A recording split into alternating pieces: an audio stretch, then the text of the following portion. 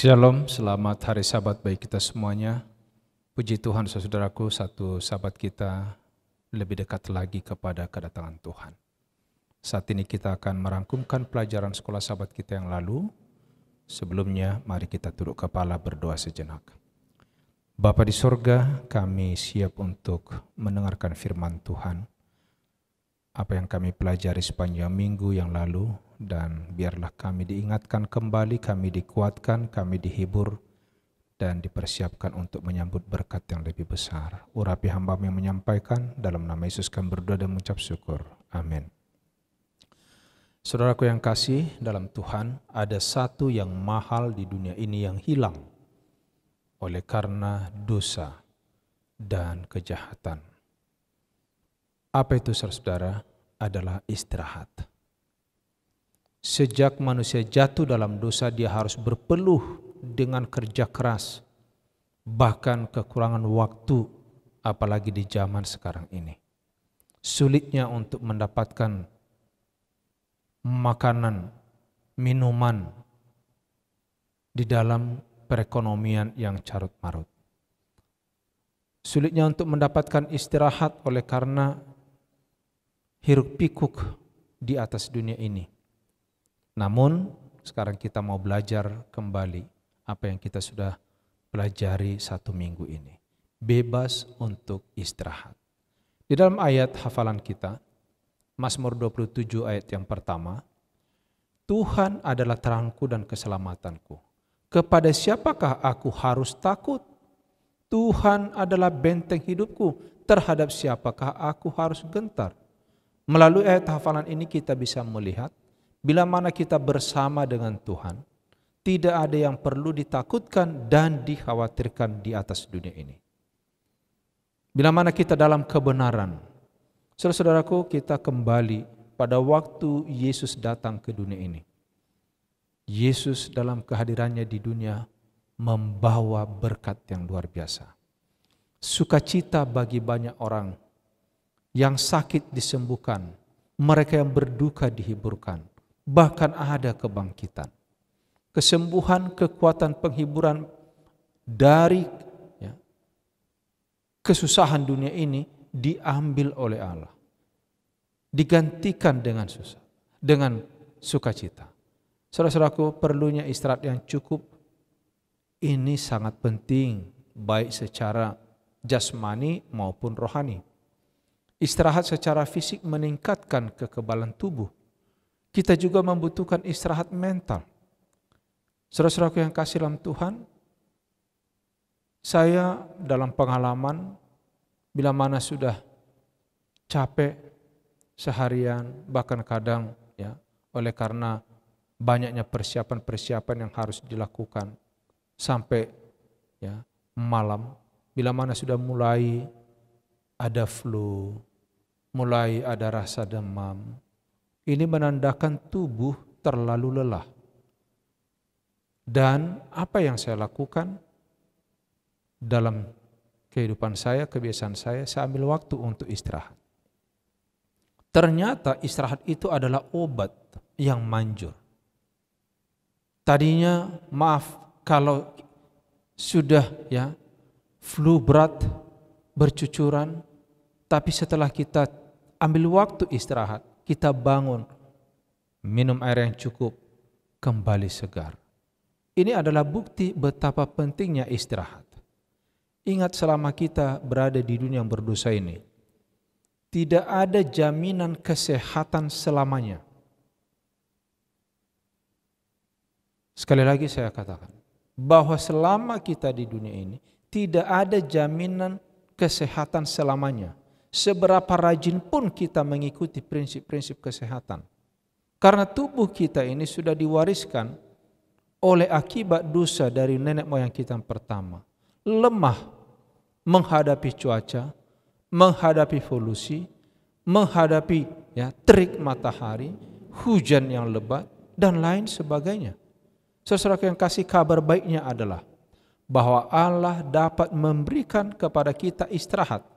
Entah itu kita sakit, entah itu kita sehat, entah penyakit kita adalah akibat perbuatan kita sendiri, atau juga karena kelalaian orang lain, gen kita, atau hanya produk sampingan dari hidup di dunia yang penuh dosa ini.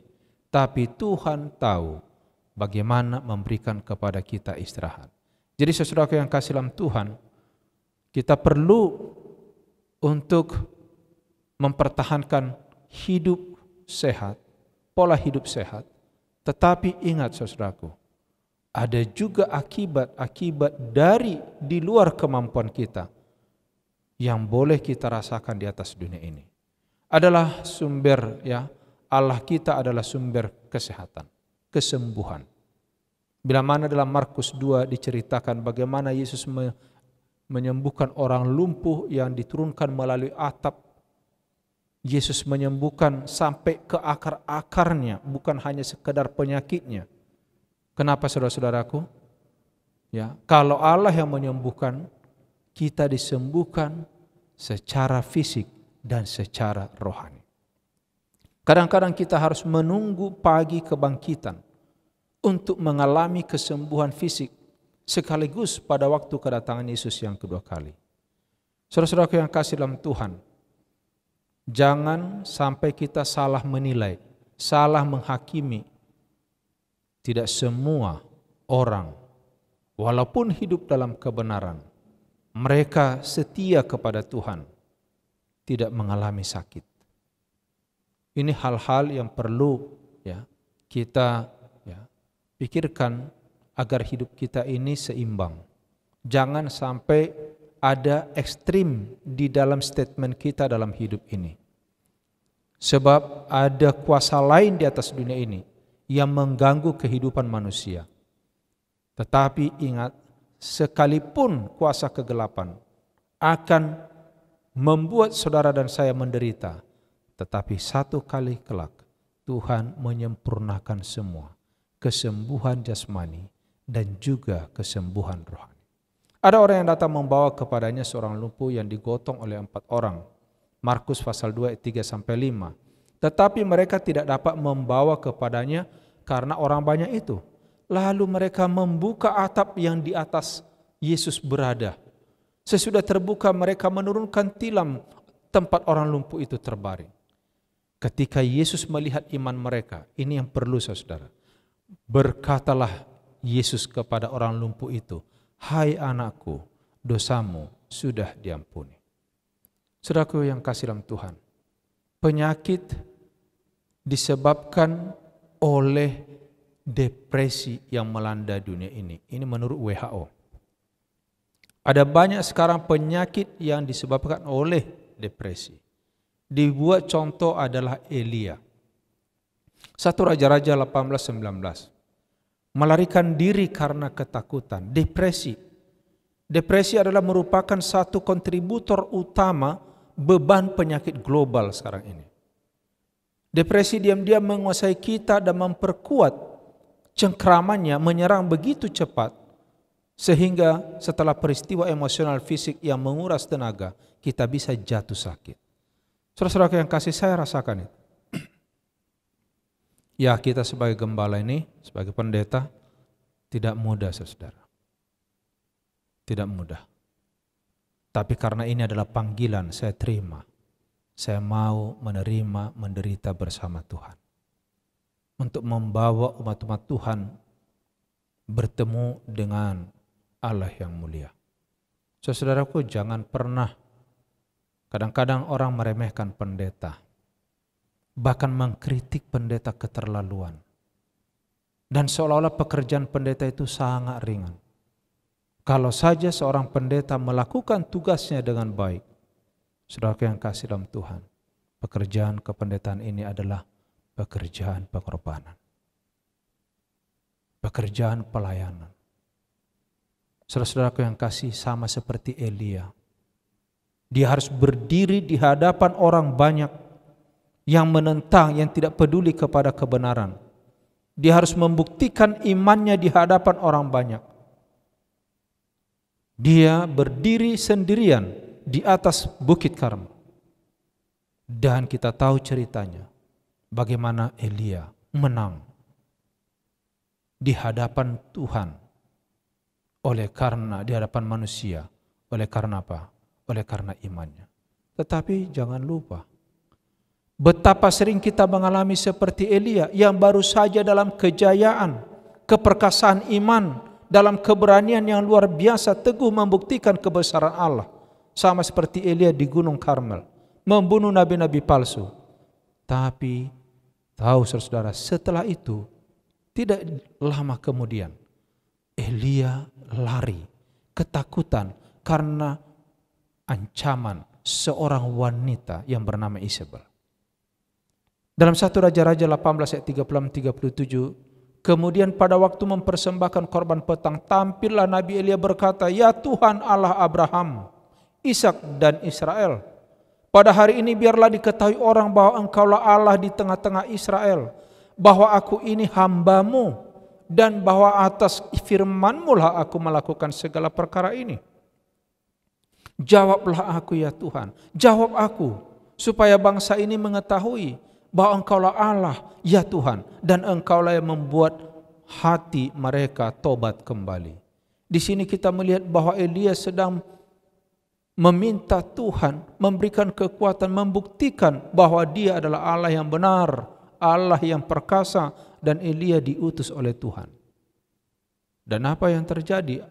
1 Raja-Raja 18 ayat 38 dan ayat 40. Lalu turunlah api Tuhan menyambar habis korban bakaran, kayu api, batu, tanah itu, bahkan air yang dalam parit itu habis dijilatnya. Kata Elia kepada mereka, "Tangkaplah nabi-nabi Baal itu, seorang pun dari mereka tidak boleh luput."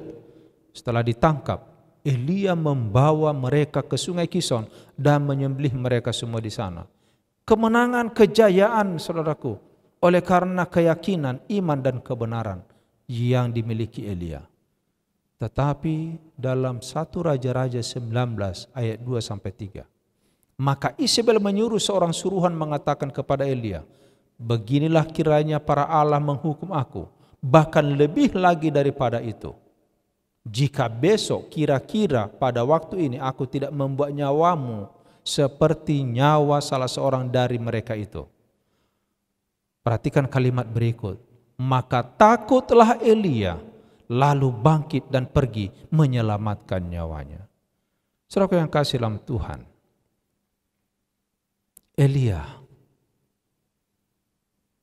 pada waktu dia lari, dia pergi ke padang gurun sehari perjalanan jauhnya. Lalu dia duduk di sana, kemudian ia ingin mati katanya. Dalam 1 Raja-Raja 19 ayat 4, Elia berkata, "Cukuplah itu, sekarang ya Tuhan ambil nyawaku, sebab aku ini tidak lebih baik daripada nenek moyangku." Mulai dia dalam ketakutan, depresi, saudara-saudara. Saudara yang kasih, itu sebabnya saya mau katakan pada saat ini, berhenti mencela, berhenti mencari kesalahan orang lain, apalagi sebagai seorang pelayan. Saya tidak membela diri, saudaraku. Memang ada orang yang tidak melakukan tugasnya dengan baik. Tetapi kita sekarang bukan mencari orang lain dalam kesalahan mereka. Kita sedang mencari kebenaran, mencari keselamatan. Karena satu saat di dalam kehebatan kita bisa tiba-tiba berubah seperti Elia di dalam ketakutan yang luar biasa. Di dalam Step to Christ halaman 97, firman Tuhan katakan, mungkin kita tidak mempunyai bukti yang khusus mengenai wajah Kristus ketika memandang kepada kita dalam kasih dan kelemah lembutan. Tetapi memang demikian adanya. Mungkin kita tidak merasakan pegangan tangannya, tapi jangan lupa tangannya ada di atas kita dalam kasih dan belas kasihan. Pada saat kita galau, pada saat kita dalam ketakutan, pada saat kita di dalam apa? Di dalam ketakutan ataupun depresi. Saudaraku, kita harus ingat, walaupun kita tidak melihat wajahnya, tapi dia ada di sana. Yesus yang mengasihi saudara dan saya. Saudara-saudaraku, kalau kita berada di dalam kekhawatiran, ketakutan, depresi. Itu adalah hal yang wajar sebagai manusia.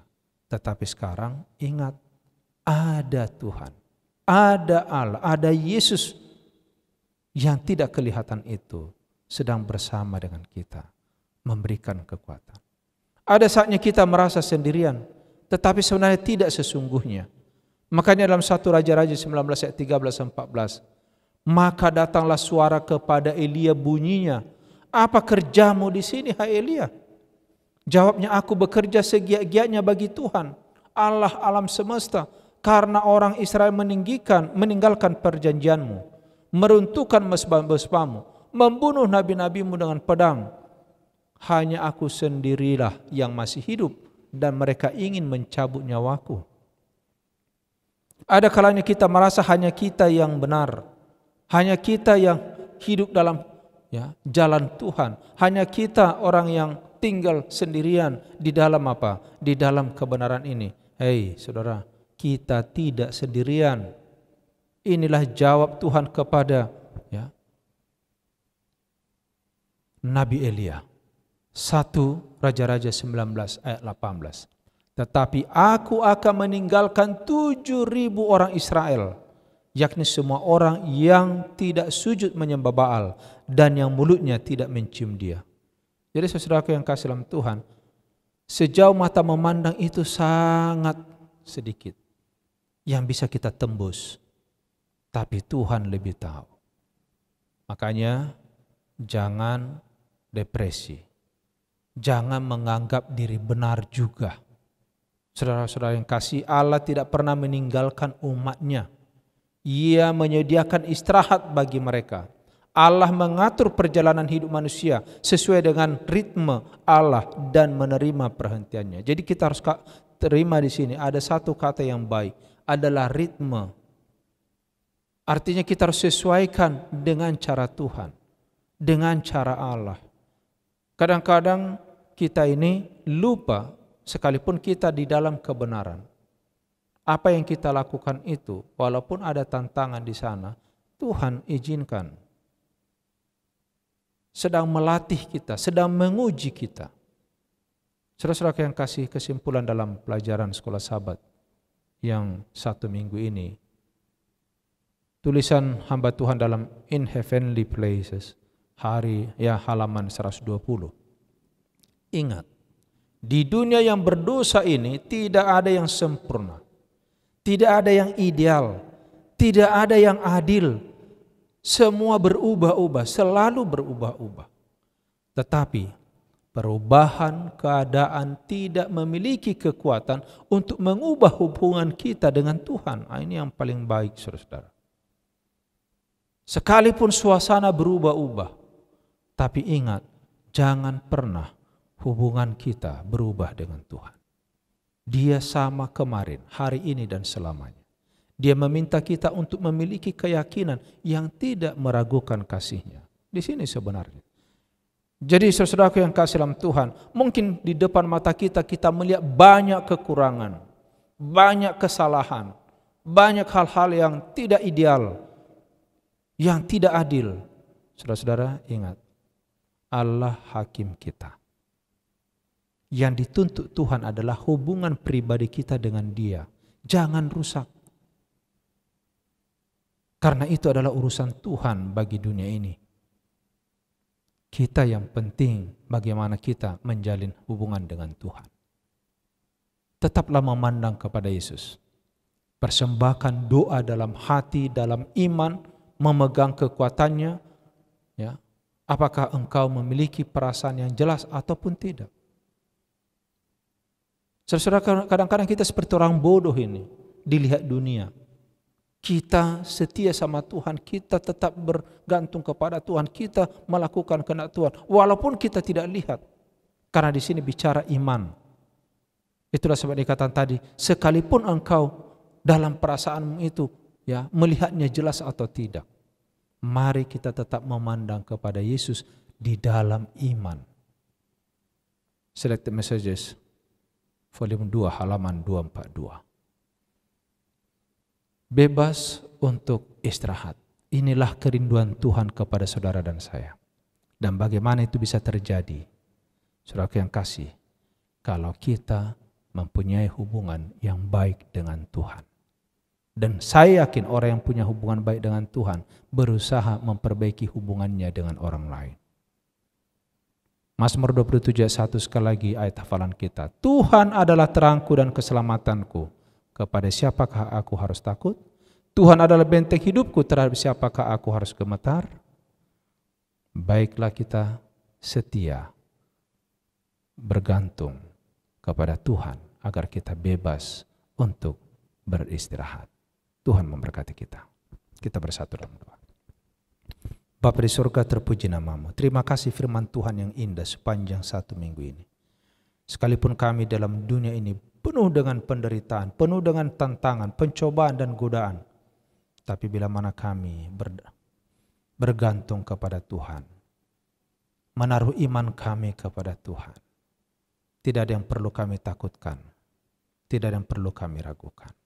Datanglah Tuhan dalam kehidupan kami, mengampuni dosa dan salah kami, karena kami berdoa di dalam nama Yesus penebus kami.